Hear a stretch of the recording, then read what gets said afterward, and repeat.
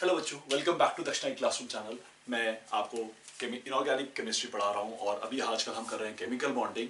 Chemical bonding में हमने बहुत इंपॉर्टेंट और मेजर टॉपिक्स कर लिए हैं।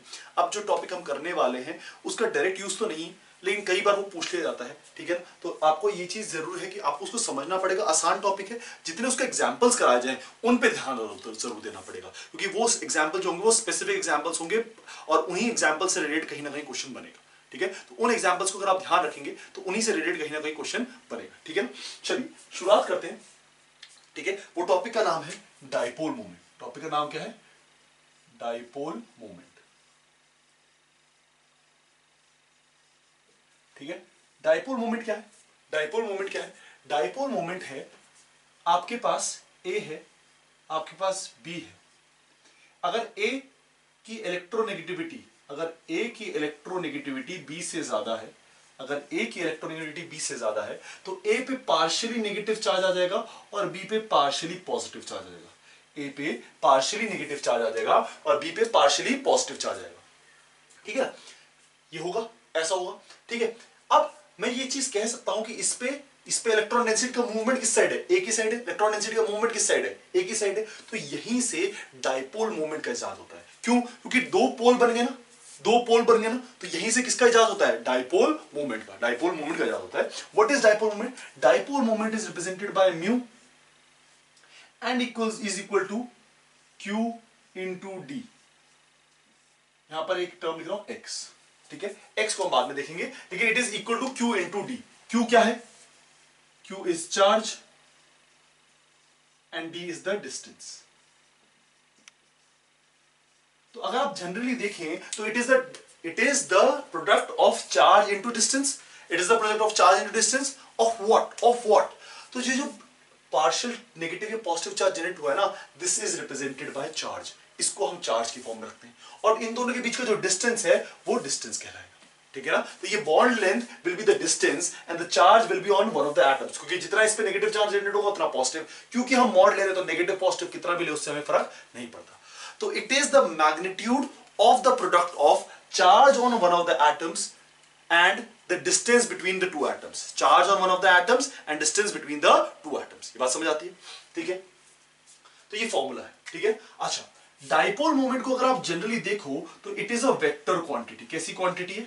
वेक्टर क्वांटिटी, ठीक है। बिकॉज क्यों है vector quantity? Because it has magnitude and it has direction. दोनों चीजें, मैग्नीट्यूड भी है, डायरेक्शन भी है। मैग्नीट्यूड तो हम निकाल रहे हैं, डायरेक्शन किस डायरेक्शन में? एक्स, जिधर नेगेटिव चार्ज उधर डायरेक्शन में। जब हम इसके डायरेक्शन की बात करते हैं तो हम दो तरीके से डायरेक्शन लेंगे।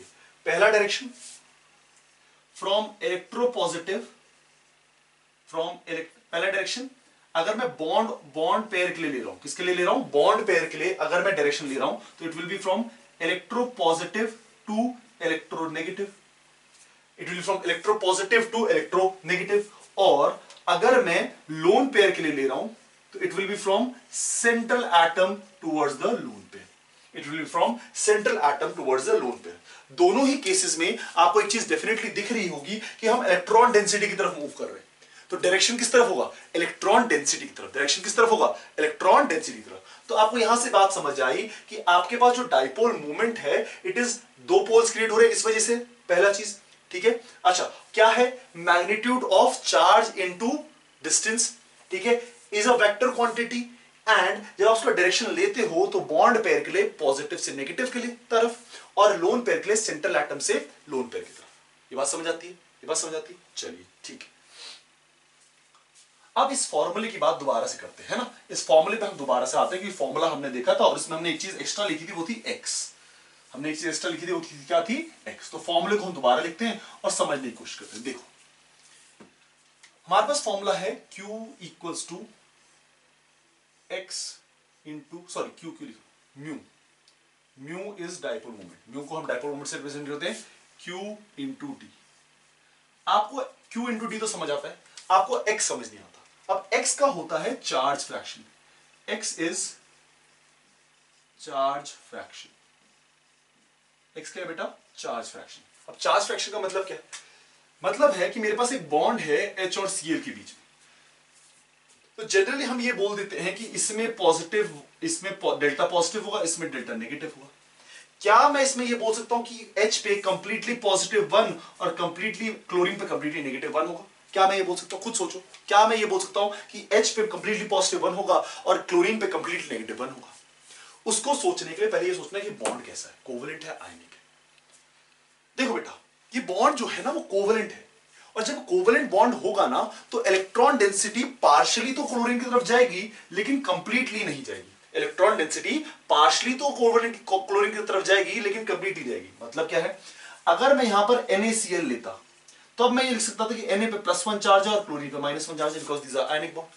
लेकिन क्योंकि मैंने ये वाला कंपाउंड लिया which is covalent, more importantly covalent है, तो इसमें पार्शियल ही नेगेटिव चार्ज जनरेट होगा। विच मींस पार्शियल का मतलब क्या है, ओरिजिनली जनरेट होना था -1 लेकिन अब जनरेट होगा -0.5 या -0.6 या -0.7, मतलब कंप्लीट जनरेशन नहीं है, पार्शियल जनरेशन है। ठीक है, तो उसी को रिप्रेजेंट करता है आपका x, उसी को रिप्रेजेंट करता है आपका x उसी चीज को रिप्रेजेंट करता है। ठीक है, पहले चीज। दूसरी चीज, x अगर क्वेश्चन में दे रखा हो आप तभी कंसिडर करेंगे, नहीं तो x को कंसिडर करने की जरूरत नहीं है। X will only be considered when it is given in the question। अगर क्वेश्चन में कंसिडर नहीं है तब आप जनरली +1 और -1 लेके चलेंगे, तब आप जनरली +1 और -1 लेके चलेंगे। ये बात समझ आती है? चलिए ठीक है। अब इधर देखिए, जब हम इसको बात करते हैं तो इसकी यूनिट, डाइपोल की यूनिट है 1 डिबाई, डाइपोल की यूनिट है 1 debye, which is equal to 1 × 10⁻18 ESU centimetre, which is equal to 1 × 10⁻18 ESU centimetre, और is equal to 3.33 × 10⁻30 E coulomb metre, coulomb metre. ठीक है, कूलम मीटर। ठीक है, तो this is the unit of debye, ये debye की unit है charge और सेंटीमीटर में। अब देखो, ये ESU represents charge, centimetre represent distance, charge into distance, coulomb represents charge, metre represents distance, charge into distance, simple. ठीक है, अगर मैं कूलम की बात करूं तो Q, एक Q चार्ज होगा 1.67 × 10⁻19 कूलम, राइट? होगा कि नहीं होगा? Which is equivalent to 4.8 × 10⁻10 ESU, which is equivalent to 4.8 × 10⁻10 ESU। ठीक है, तो ये चार्ज की यूनिट हो गई और एक कूलम की यूनिट हो गई। एक क्वेश्चन लिख लो उस पे, calculate dipole for, calculate dipole for HCl, calculate dipole for HCl if DHCl equals to 0.6 angstrom, if DHCl is equals to 0.6 angstrom। तो अगर DHCl आपको 0.6 एंगस्ट्रॉम दे रखा हो तो आपको क्या कैलकुलेट करना है, डाइपोल मोमेंट कैलकुलेट करना है, डाइपोल मोमेंट कैलकुलेट करना है। वीडियो को पॉज करो, सॉल्व करने की कोशिश करो। ठीक है, अगर पॉज नहीं किया तो अब देख लो फिर कैसा है। ठीक है, बट कोशिश क्या करो बेटा, यहां पर बहुत इंपॉर्टेंट चीज है और बहुत चीज बोल रहा हूं कि अगर किसी एग्जाम को फोड़ना है ना, किसी एग्जाम को फोड़ना है, और मेरे को पता है कि तुम लोगों के अंदर काबिलियत है उस एग्जाम को फोड़ने की, किसी भी एग्जाम को फोड़ने की। ठीक है, क्योंकि तुम सेलेक्टेड बच्चे हो, तुम इंटेलिजेंट बच्चे हो, तो एक चीज ध्यान रखना कि अगर आप खुद से नहीं करोगे तब तक कोई पेपर सॉल्व नहीं होगा। पेपर में आके मैंने सॉल्व नहीं करना है, पेपर में आपने खुद सॉल्व करना है। तो इस चीज को मान के चलो कि आपको जब मैं बोलूं कि वीडियो स्टॉप करके आप उस क्वेश्चन को सॉल्व कीजिए, तो उस क्वेश्चन को सॉल्व करने का बिल्कुल ट्राई करना, राइट? क्यों? क्योंकि क्लास में अगर मैं होता तो मैं आपको इसी तरह से करवाता, एंड उस क्लास के एनवायरमेंट के लिए आपको प्रोवाइड करने के लिए मैं आपको बोल रहा हूं वीडियो स्टॉप करके उस क्वेश्चन को सॉल्व करो। क्यों क्लास में भी हम क्यों करवाते हैं? क्योंकि उसमें आपकी खुद की एबिलिटी बनती है किसी क्वेश्चन को सॉल्व करने की, खुद की लॉजिकल रीजनिंग, खुद की लॉजिकल थिंकिंग। पेपर में आपकी जो लॉजिकल रीजनिंग और थिंकिंग है वही काम आएगी। क्यों? क्योंकि हम जो अभी पढ़ा रहे हैं, आप इतना सारा पढ़ोगे कि कुछ ना कुछ भूलने की एबिलिटी तो वहां पर आएगी। तो ये चीज का ध्यान रखना कि जब वीडियो पॉज करने को बोली जाए तो बिल्कुल पॉज कीजिए और उस क्वेश्चन को सॉल्व कीजिए। ठीक है, चलिए देखिए, DHCl प्लस 0.6 एंगस्ट्रॉम। ठीक है, DHCl प्लस 0.6 एंगस्ट्रॉम। ठीक है, ये आपको डिस्टेंस दिया गया है, आपको क्या निकालना है? आपको कोई चार्ज दिया गया? चार्ज आपको कोई नहीं दिया गया। तो अगर मेरे को म्यू निकालना है तो mu equals to Q into D. क्योंकि मेरे को चार्ज सेपरेशन नहीं दिया गया, चार्ज फ्रैक्शन नहीं दिया गया, तो मैं क्या कंसीडर करूंगा? +1 -1। तो मैं -1 कंसिडर करूंगा। -1 मतलब 1। अब अगर 1 है तो Q की वैल्यू कितनी हो जाएगी? ESU में कितनी होती है? ESU में होती है 4.8 इंटू 10⁻10 इंटू डिस्टेंस कितना है? 0.6 इंटू 10⁻8 सेंटीमीटर में कन्वर्ट कर दिया, which is equal to 2.88 into 10⁻18, ठीक है, which is divided by 1 into 10⁻18। मैंने ESU से डिवाइड कर दिया, 1 डिवाइड से डिवाइड कर दिया। जब 1 डिवाइड से डिवाइड करूंगा तो कितना आएगा? 2.88 डिवाइड। बात समझ आती है? ये आपकी वैल्यू आ गई। सिंपल क्वेश्चन था, कॉम्प्लिकेटेड क्वेश्चन नहीं था, इससे डिफिकल्ट क्वेश्चन बनता भी नहीं है, ठीक है। चलिए अब जहां से इसमें से क्वेश्चन बन सकता है मेजरली उसकी बात करते हैं, और वो क्वेश्चन बनता है कंपाउंड्स की डायपोल मूवमेंट से। कहां से बनता है? कंपाउंड्स के डायपोल मूवमेंट से। तो पहला चीज हम देखेंगे डायपोल मूवमेंट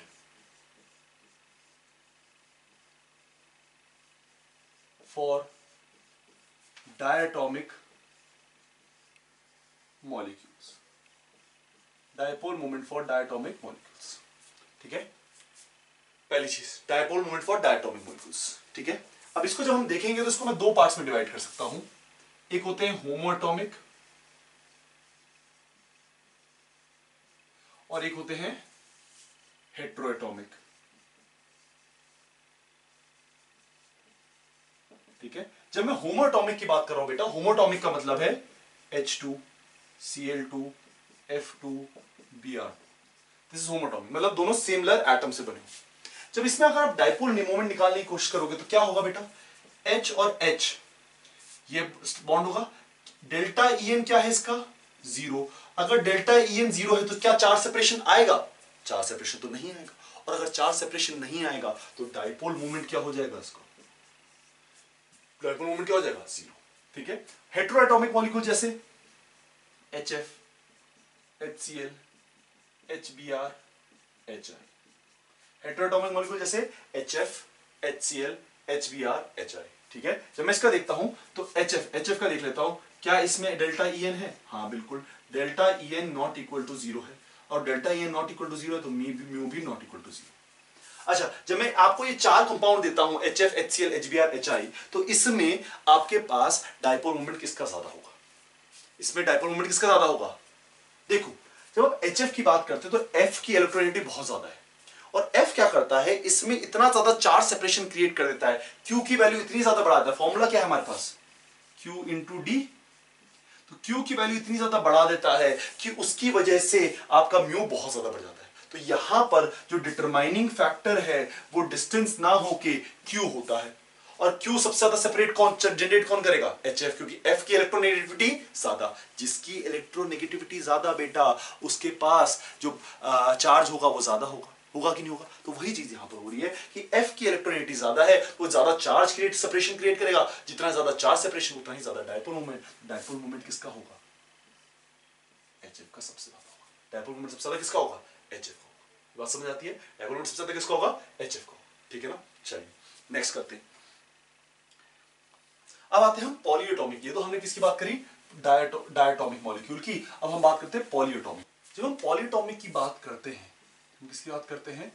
पॉलीएटॉमिक की बात करते हैं, पॉलीएटॉमिक मॉलिक्यूल की बात करते हैं, तो इसका जो डायपोल मोमेंट है, is vector sum of bond pair moment and lone pair moment. मतलब जितना भी बॉन्ड पेयर मूवमेंट हो रहा होगा और जितना भी लोन पेयर मूवमेंट हो रहा होगा, उसका सम जो होगा, वेक्टर सम जो होगा, वो क्या बताएगा? वो हमें बताएगा क्या? कि कितना डायपोल मूवमेंट है, कितना डायपोल मूवमेंट है। Dipole movement is the vector some. Dipole movement is the vector some. Dipole movement is the vector some of bond pair movement and lone pair movement. अच्छा, अगर मेरे को वेक्टर सम निकालना है तो मैं वेक्टर सम कैसे निकालता हूं? अगर आपने वेक्टर्स में पढ़ा है तो ठीक है, नहीं पढ़ा तो मैं आपको बता देता हूं वेक्टर सम कैसे निकाल जाता है। देखो इधर, वेक्टर सम निकालने का तरीका क्या है? अगर मेरे को वेक्टर निकालना है, जैसे मैं म्यू को रिप्रेजेंट कर रहा हूं, तो वेक्टर क्या निकालना है? अगर मेरे पास दो वेक्टर है, ठीक है, अगर मेरे पास दो वेक्टर है, कुछ ऐसे वेक्टर है, इसकी वैल्यू x है, इसकी वैल्यू y है, ठीक है, तो इसका जो वेक्टर सम होगा वो होगा x² plus y square plus 2xy cos theta. ठीक है, इसका सम क्या होगा 2xy cos थीटा। तो दो वेक्टर्स है, अगर मेरे को इनका सम बताना है तो क्या होगा x square plus y square equal to 2xy cos theta. This will be the vector sum. ठीक है ना। चलिए अब पॉलीटॉमिक कंपाउंड्स देखते हैं और उसमें देखते हैं कैसा होगा। देखो पहला पॉलीटॉमिक कंपाउंड CO2। CO2 को जब मैं देखूंगा तो स्ट्रक्चर कैसा होगा बेटा, कुछ इस तरह से स्ट्रक्चर होगा इसका। जब मैं वेक्टर सम की इसकी बात करता हूं, जब मैं इसकी वेक्टर सम की बात करता हूं तो उसका वेक्टर सम कैसा होगा बेटा, एक तो इस डायरेक्शन में वेक्टर होगा और एक इस डायरेक्शन में वेक्टर होगा। क्या दोनों इक्विवेलेंट होंगे? क्या दोनों इक्विवेलेंट होंगे?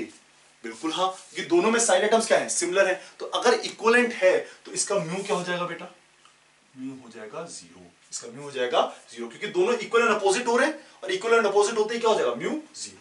चलिए सेकंड देखें, सेकंड देखूंगा मैं BF3। क्या देखूंगा, BF3 F F F। ठीक है, BF3 है। ठीक है, अच्छा इसका वेक्टर किधर की तरफ होगा, इसका वेक्टर ऊपर की तरफ, इसका वेक्टर इस साइड और इसका वेक्टर इस साइड।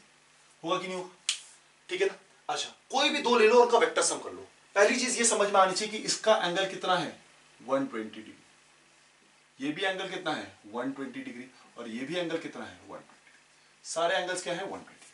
ठीक है, ठीक है। तो कोई भी दो वेक्टर्स ले लो। ठीक है ना, कोई भी दो वेक्टर्स ले लो। मैं कौन सा वेक्टर ले लेता हूं, ये वाले। इन दोनों का जो वेक्टर होगा वैल्यू कितनी होगी, कंसीडर कर लेते हैं x है, इसकी भी x है, इसकी भी x है। ठीक है, जब इसका वेक्टर सम आएगा तो कहां आएगा बेटा, वेक्टर सम जनरली कहां पर आएगा, बीच में आएगा। वेक्टर सम आएगा बीच में आएगा, कितना आएगा उस पर डिपेंड करता है। देखते हैं फॉर्मूला क्या है। फॉर्मूला मेरे पास था mu equals to under root पहले का स्क्वायर x का स्क्वायर, दूसरे का स्क्वायर x का square plus 2x x into cos theta. ये था मेरा। ठीक है, अगर मैं इसको लिखूं, ये पूरा अंडर रूट है। ठीक है, अगर मैं इसको लिखूं तो म्यू क्या कंसिडर किया मैंने, ये रिजल्टेंट जो है, रिजल्टेंट म्यू आर है ना, इसको मैंने म्यू आर को रिजल्टेंट कंसिडर किया। ये बात समझ आती है। तो मैं इसको म्यू को कंसिडर करूं तो वैल्यू कितनी हो जाएगी बेटा, 2x square plus 2x square cos theta. Cos theta मतलब 120 डिग्री सेंटीग्रेड। 120 डिग्री मतलब अगर कॉस थीटा 120 होता है तो उसकी वैल्यू होती है -1/2, वैल्यू होती है -1/2। ठीक है, 2 से 2 कटा, -1 मल्टीप्लाई होगा, वैल्यू हो जाएगी 2x square plus -x square.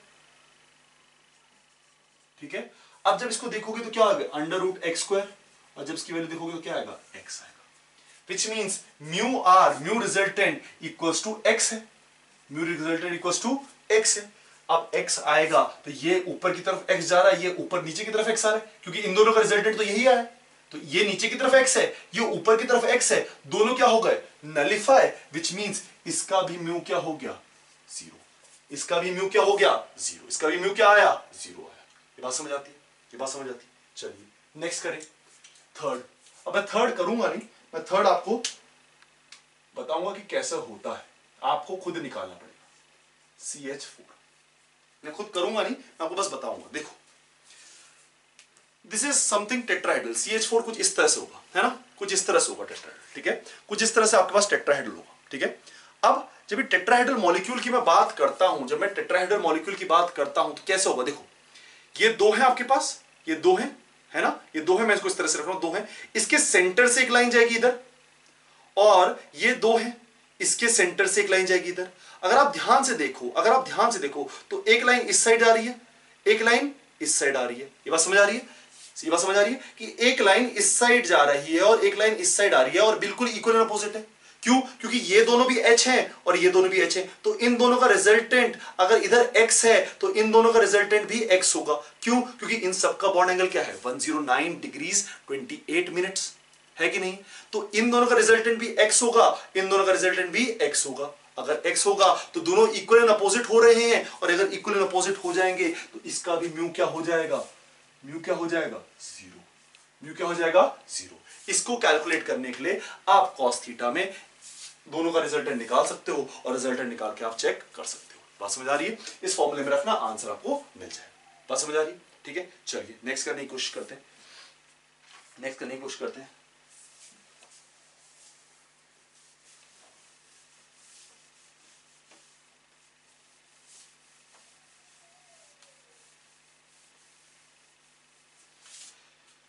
देखो इधर नेक्स्ट आपके पास फोर्थ PCl5।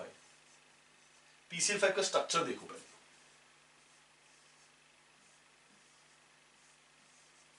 ठीक है, ये स्ट्रक्चर है और मैं थोड़ा सा स्ट्रक्चर डिफरेंट बना रहा हूं, यहां पर Cl में थोड़ा अलग से रिप्रेजेंट कर रहा हूं। These two Cl represents outside and inside the plane. These two Cl represents outside and inside the plane. तो बेसिकली स्ट्रक्चर कैसा है? बेसिकली स्ट्रक्चर है इस तरह से। ठीक है, स्ट्रक्चर है इस तरह से और इसके आउटसाइड पे एक Cl है, इसके इनसाइड पे एक Cl है, तो वो दोनों तो ऑटोमेटिकली निगलेक्ट हो जाएंगे, व्हिच मींस ये वाला Cl और ये वाला Cl तो ऑटोमेटिकली निगलेक्ट हो जाएगा। क्यों? क्योंकि वो आउटसाइड और इनसाइड पे इक्वल एंड अपोजिट कैंसिल हो गए। अब जब मैं इन तीनों की बात करता हूं तो इसका रिजल्टेंट इस साइड, इसका इस साइड, इसका इस साइड। अच्छा, इन दो तीनों में बॉन्ड एंगल कितना है? इन तीनों में बॉन्ड एंगल कितना है? 120 डिग्रीज। इन तीनों में बॉन्ड एंगल कितना है? 120 120 120। अगर 120 है तो इन दोनों का रिजल्टेंट क्या आएगा? इन दोनों का रिजल्टेंट क्या आएगा? अभी थोड़ी देर पहले निकाला था हमने, ये चीज का निकाला था ना BF3 के लिए, तो इन दोनों का रिजल्टेंट क्या आएगा? अगर मैं निकालूं तो अगर इसका मैं x मान लेता हूं, इसका भी x मान लेता हूं और इसका भी अगर x मान लेता हूं मैं डाइपोल, इस सिर बॉन्ड का, इस बॉन्ड का भी x मान लेता हूं, इस बॉन्ड का भी x मान लेता हूं, तो इन दोनों का रिजल्टेंट क्योंकि 120 डिग्री है तो x आएगा इस डायरेक्शन में और x इक्वल एंड अपोजिट हो गए तो वैल्यू म्यू की वैल्यू क्या हो जाएगी? जीरो। म्यू की वैल्यू क्या हो जाएगी? जीरो। क्यों? क्योंकि सारे इक्वल एंड अपोजिट होते जा रहे हैं, सारे के सारे क्या होते जा रहे हैं? Equal and opposite. देखो ये इक्वल इधर इसके अपोजिट में ये आ गया, ये कहां से आया? इन दोनों का रिजल्टेंट है। ये बात समझ आ रही? इन दोनों का रिजल्टेंट है। ठीक है, नेक्स्ट फिफ्थ SF6। अब SF6 का स्ट्रक्चर मैं आपको दिखाता हूं। ठीक है, आपको खुद समझ आ जाएगा। देखो ये है SF6 का स्ट्रक्चर, ये है आपका SF6 का स्ट्रक्चर। और जब आप SF6 का स्ट्रक्चर देखते हो, और जब SF6 का स्ट्रक्चर देखते हो, ध्यान से देखना, इसके अपोजिट में ये है, इसके अपोजिट में ये है, कैंसिल हो गया। इसके अपोजिट में ये है, ये भी कैंसिल हो गया और इसके अपोजिट में नीचे वाला है। हो गया कि नहीं हो गया? तो इन दोनों के अपोजिट में ये, इन दोनों के अपोजिट में ये और इन दोनों के अपोजिट में ये, तीनों सारे के तीनों कैंसिल हो गए, सारे के सारे कैंसिल हो गए। और जब सारे के सारे कैंसिल हो गए तो इसका भी म्यू क्या हो जाएगा? जीरो। इसका भी म्यू क्या हो जाएगा? जीरो। यहां से हमने एक चीज डिड्यूस करी और उसको 10 रुपए का नोट लगा के लिख लो। कितने रुपए का नोट लगा के? 10 रुपए का। बहुत इंपॉर्टेंट पॉइंट है, 10 रुपए का नोट लगा के लिख लो कि if we have hybridized orbital, if we have hybridized or hybridized compounds with side at all same side atoms, with same side atoms and no lone pair, then the same side atoms and no lone pair, then mu will be equal to zero. Then mu will be equal to zero. तो मैं क्या कह रहा हूं? Note पे 10 रुपए के note पे मैंने क्या लिखा है? If we have hybridized compounds with same side atom, मतलब सारे के सारे साइड एटम्स क्या रहने चाहिए? सेम। जब सारे के सारे साइड एटम सेम रहेंगे तो mu automatic and no lone pair रहेगा, कोई भी नो लोन पेयर नहीं रहेगा तो म्यू ऑटोमेटिकली क्या हो जाएगा बेटा? जीरो। म्यू ऑटोमेटिकली क्या हो जाएगा? जीरो। ठीक है, अच्छा पहला point. Second, sometimes with lone pair also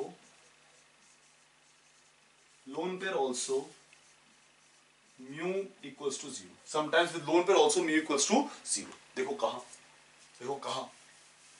कहां पर होगा देखना।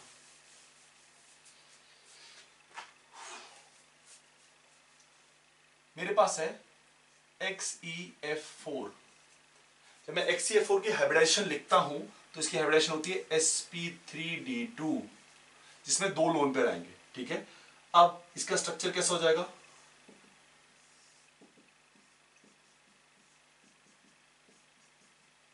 कुछ इस तरह से इसका स्ट्रक्चर हो जाएगा, कुछ इस तरह से इसका स्ट्रक्चर हो जाएगा। अब अगर स्ट्रक्चर को देखो तो इसके अपोजिट में ये निगलेक्ट, इसके अपोजिट में ये निगलेक्ट, इसके अपोजिट में ये निगलेक्ट, इस सारे के सारे कैंसिल आउट हो गए और कैंसिल आउट होते क्या हो गए? जीरो हो गए। कैंसिल आउट होते क्या हो गए? जीरो हो गए। तो इसका म्यू क्या हो जाएगा? जीरो। नेक्स्ट देखो एक और एग्जांपल देखो कि लोन पेयर है लेकिन फिर भी डाइपोल मोमेंट क्या है? जीरो है। ICN whole twice minus. देखो इधर क्या होगा? I carbon N carbon, N lone pair, lone pair, lone pair. ठीक है, ये स्ट्रक्चर आपके पास। और जब आप स्ट्रक्चर को देखते हो तो Cn अब इस डायरेक्शन में डाइपोल मोमेंट, Cn इस डायरेक्शन में डाइपोल मोमेंट, तो ये नेग्लेक्ट हो गए। इसका एंगल क्या आएगा बेटा 120 डिग्री। ठीक है, अगर इन दोनों का, इन तीनों का, देखो ये तीनों एक प्लेन में है। कैसे? अगेन वही जो हमने BF3 में किया था, ये तीनों की तीनों क्या है, एक प्लेन में है। कैसे हैं? एक प्लेन में। अगर ये प्लेन में है, ये लोन पे लोन पे लोन पे और 120 डिग्री का बीच का एंगल है, तो उसका रिजल्टेंट क्या आएगा बीच में, तो उसका रिजल्टेंट आएगा बीच में और किसी एक के इक्विवेलेंट आएगा। तो अगर ये x है और ये भी x होगा तो ये दोनों क्या हो जाएंगे, निग्लेक्ट, क्योंकि ये जो x आया है ये इस x और इस x का रिजल्टेंट है। x हमने एक हाइपोथेटिकल वैल्यू ले ली, ठीक है, तो इसका x का रिजल्टेंट है। अब अगर x का रिजल्टेंट ये आया तो ये निग्लेक्ट हो गया और ये वाला तो ऑलरेडी निग्लेक्टेड था। तो अगेन इसका क्या हो गया, म्यू इक्वल्स टू 0। इसका क्या हो गया, म्यू इक्वल्स टू 0। ठीक है, चलिए अब से कुछ एग्जांपल्स करते हैं। देखिए क्या एग्जांपल्स करेंगे हम।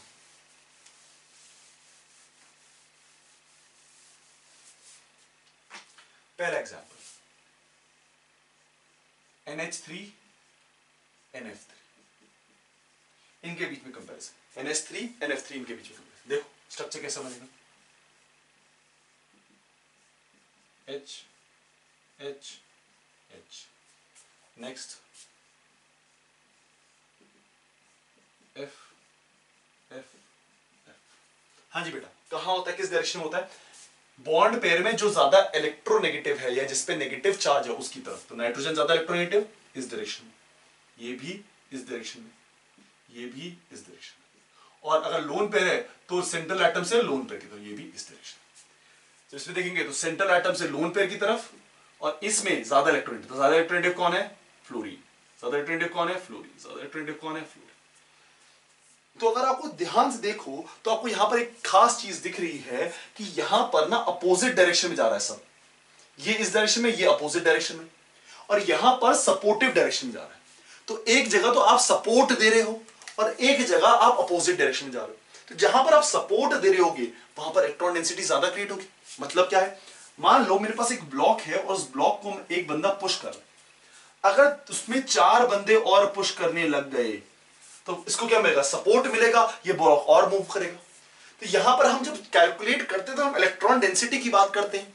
और इलेक्ट्रॉन डेंसिटी क्या करते हैं कि ये इलेक्ट्रॉन डेंसिटी की तरफ मूव करता है, विच मींस सारी की सारी इलेक्ट्रॉन डेंसिटी ऊपर की तरफ मूव कर रही है, जबकि इसमें कुछ नीचे की तरफ कुछ ऊपर की तरफ मूव कर रही है। तो जो डाइपोल मूवमेंट होगा, नीचे भी नेगेटिव ऊपर भी नेगेटिव, तो डाइपोल क्रिएट ही नहीं हुआ। ये तो पॉजिटिव चार्ज एक जगह पॉजिटिव होना चाहिए था, एक जगह नेगेटिव होना चाहिए, तो वो डाइपोल क्रिएट नहीं हुआ। जबकि यहां पर डाइपोल बहुत अच्छा सा क्रिएट हुआ।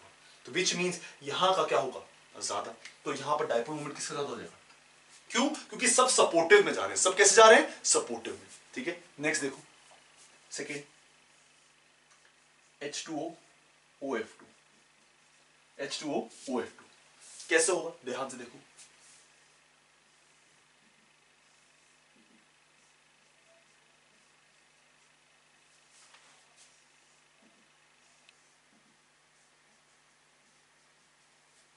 ध्यान से देखना, ठीक है। अच्छा, अगेन इन दोनों लोन पेयर का रिजल्टेंट ऊपर, इन दोनों लोन पेयर का रिजल्टेंट ऊपर, इसका H सपोर्ट में ऊपर, इसका H सपोर्ट में ऊपर, तो ये सपोर्टिव दे रहा है। यहां पर फ्लोरीन का इस डायरेक्शन में, इस फ्लोरीन का इस डायरेक्शन, तो रिजल्टेंट नीचे। 2 फ्लोरीन का रिजल्टेंट नीचे, 2 H का रिजल्टेंट ऊपर। तो सपोर्टिव में कौन दे रहा है, ये सपोर्ट में जा रहा है, ये सारा का सारा ऊपर जाने की कोशिश कर रहा है। ये क्या कर रहा है, एक ऊपर जा रहा है, एक नीचे जा रहा है, तो अपोजिट में जा रहा है। तो ज्यादा सपोर्ट, जिसका सपोर्टिव ज्यादा उसका डाइपोल मोमेंट ज्यादा, H2 का डाइपोल मोमेंट ज्यादा। ये बात समझ आती है, H2 का डाइपोल मोमेंट ज्यादा। चलिए नेक्स्ट देखिए।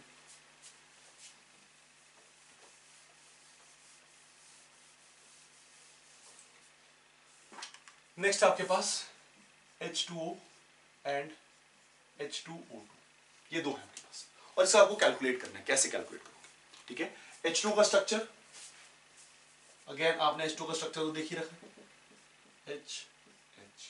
H2O2 का structure, oxygen oxygen, H H, इधर लोन पेयर, इधर लोन पेयर, इधर लोन पेयर, इधर लोन पेयर। किसका ज्यादा होगा, किसका ज्यादा होगा, ध्यान से देखो तो इसमें कितने लोन पेयर है, 4 लोन पेयर। कभी कभी आपको लगेगा ये अपोजिट में बेटा, बट अपोजिट में नहीं होता। इसका स्ट्रक्चर कैसा होता है, कुछ इस तरह से होता है कि आपके पास ये बुक लाइक स्ट्रक्चर है, इधर पे एक लोन पेयर आ जाएगा और इधर पे एक लोन पेयर आ जाएगा, ठीक है। अब ऐसा ऐसा एक बॉन्ड पेयर इधर, एक बॉन्ड पेयर इधर, तो क्यूमुलेटिव हमेशा कहां बनेगा, ऊपर की तरफ। क्यूमुलेटिव हमेशा कहां बनेगा, ऊपर की तरफ। एक बॉन्ड पेयर इधर है, एक बॉन्ड पेयर इधर है, क्यूमुलेटिव हमेशा कहां बना, ऊपर की तरफ, ठीक है ना। तो इस केस में भी कहां बनेगा, क्यूमुलेटिव ऊपर की तरफ बनेगा। और जब क्यूमुलेटिव ऊपर की तरफ बनेगा विद 4 लोन पेयर्स, तो ज्यादा किसका हो जाएगा डायपोल मोमेंट, H2। ज्यादा डायपोल मोमेंट किसका हो जाएगा, H2O2 का, ठीक है। नेक्स्ट चलिए नेक्स्ट आते हैं, क्वेश्चन नंबर 2 हुआ। क्वेश्चन नंबर एक और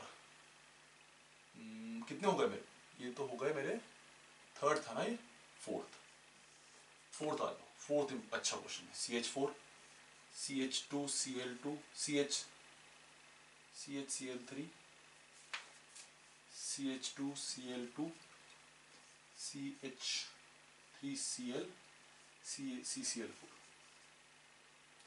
इसका आपको बताना है कि क्या होगा, इसका आपको बताना है कि क्या होगा, ठीक है। देख के बताओ क्या होगा।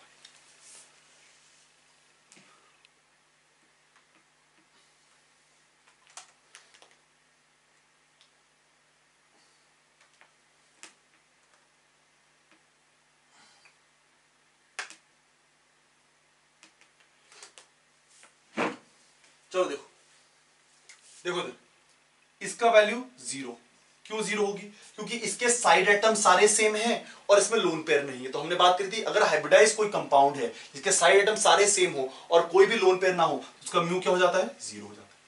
इसके भी साइड एटम सारे सेम है, तो इसका भी क्या हो जाएगा, म्यू इक्वल्स टू 0। इसका भी क्या हो जाएगा, म्यू इक्वल्स टू 0। अब आपके पास ये 3 बचे। अब इन 3 में पहला मैं इसको कंपेयर करता हूं CHCl3, पहला मैं इसको कंपेयर करता हूं CHCl3। देखो ये आपके पास CHCl3, ये आपके पास क्या है, CHCl3।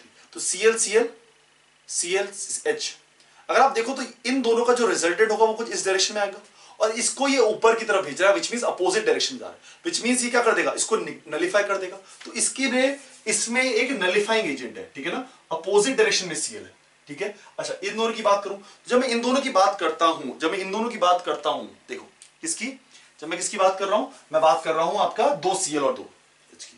तो 2 Cl इसका रिजल्टेंट यहां आएगा और 2 H सपोर्टिव में होंगे, इसका रिजल्टेंट यहां आएगा और 2 H सपोर्टिव में होंगे, ठीक है। और तीसरा मेरे पास आ जाता है कि आपके पास लास्ट आ जाता है कि जहां पर आपके पास 3 H है, 3 H है, तो कुछ इस तरह से स्ट्रक्चर होगा। तो Cl इधर और सारे H, 3 H सपोर्टिव में, कितने H सपोर्टिव में, 3 H सपोर्टिव में। तो बेसिकली अगर आप देखोगे तो यहां पर एक Cl अपोजिट में कर रहा है, यहां पर कोई भी Cl अपोजिट में तो नहीं है, तो विच मीन सबसे कम इन तीनों में, ये तो 0 है, 0 को छोड़ के सबसे कम इन तीनों में इसका हो जाएगा। इसके बाद इन दोनों में कंपेयर करोगे तो इसमें सिर्फ 2 ही H सपोर्टिव में है, और इसमें कितने H सपोर्टिव में, 3 H, 3 H सपोर्ट कर रहे हैं, 3 H क्या कर रहे हैं, सपोर्ट कर रहे हैं। तो जब तीनों H सपोर्ट कर रहे हैं तो किसका ज्यादा होगा, CH3Cl का। किसका ज्यादा होगा, CH3Cl का। यहां पर 3 H सपोर्ट में है, यहां पर सिर्फ 2 ही H सपोर्ट में है, ठीक है। तो जहां पर 2 H सपोर्ट में है, यहां पर 3 H सपोर्ट में है, सपोर्टिंग वाला ज्यादा एक्ट करेगा, तो Cl का ज्यादा हो जाएगा, इसका कम हो जाएगा। ये बात समझ आती है, ये बात समझ आती है। चलिए नेक्स्ट करें।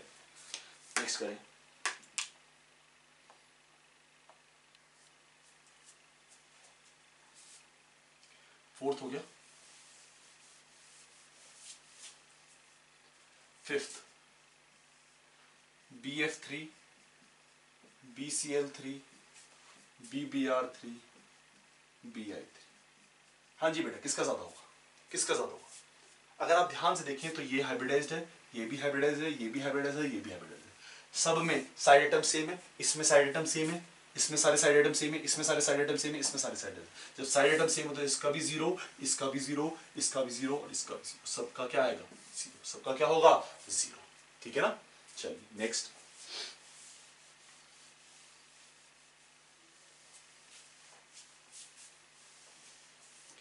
करें, ठीक है। लास्ट फिर sixth CH3F CH3Cl CH3Br CH3I, ठीक है। आपको ये दे रखे और आपसे बोला गया कि इनका डाइपोल मोमेंट आपको बताना है, तो आप फटाक से बोल दोगे कि CH3F का। नहीं बेटा, यहां पर क्या दिक्कत आती है कि इन दोनों में, क्योंकि CH3 का साइज ज्यादा बड़ा है, तो इन दोनों क्यूमुलेटिव साइज इसके साइज से काफी ज्यादा बड़ा हो जाता है।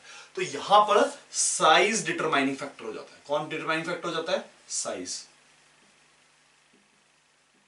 ठीक है, और इनमें तो चार्ज ही रहता है, पहले भी चार्ज ही था, अभी भी चार्ज ही है, तो इनमें तो ज्यादा फर्क पड़ता नहीं, बट इन दोनों में साइज डिटरमाइनिंग फैक्टर हो जाता है। और जब साइज डिटरमाइनिंग फैक्टर होगा तो CH3Cl आगे आ जाएगा, CH3F पीछे चला जाएगा, उसके बाद आपके पास CH3Br, उसके बाद आपके पास CH3I। तो ये चीज याद रखना इंपॉर्टेंट है कि HF और HCl, जब F और Cl की डायपोल मोमेंट की बात करते हैं तो HF और HCl में HF ज्यादा होता है। That is the only case when HF fluorine precedes before precedes chlorine. This is the only case where fluorine precedes chlorine. उसके बाद जितने भी बाकी सारे केसेस हैं उसमें क्लोरीन प्रिसाइड करता है, क्योंकि ज्यादा डिटरमाइनिंग फैक्टर कौन हो जाता है? साइज बहुत ज्यादा डिटरमाइनिंग फैक्टर हो जाता है। सबसे ज्यादा डिटरमाइनिंग फैक्टर कौन हो जाता है? साइज बहुत ज्यादा डिटरमाइनिंग फैक्टर हो जाता है। इस वजह से क्लोरीन एक्ट करता है, साइज एक्ट करता है determining factor, and therefore chlorine का डायपोल मोमेंट क्या हो जाता है? ज्यादा हो जाता है। क्लोरीन का डायपोल मोमेंट क्या हो जाता है? ज्यादा। एक्सेप्ट एक कौन सा केस? HF और HCl वाला। ठीक है ना? तो बेटा यहीं तक थी आज की class. This is the last. इसके बाद हम नेक्स्ट क्लास में मिलेंगे और नेक्स्ट क्लास में डायपोल मोमेंट करेंगे और उसमें कुछ और क्वेश्चंस करने की कोशिश करेंगे और देखेंगे कि डायपोल मोमेंट के क्वेश्चंस कहां से आ सकते हैं। ठीक है, फॉर दैट। ठीक है, तो आज की क्लास के लिए इतना ही। Thank you for listening, we meet you next time.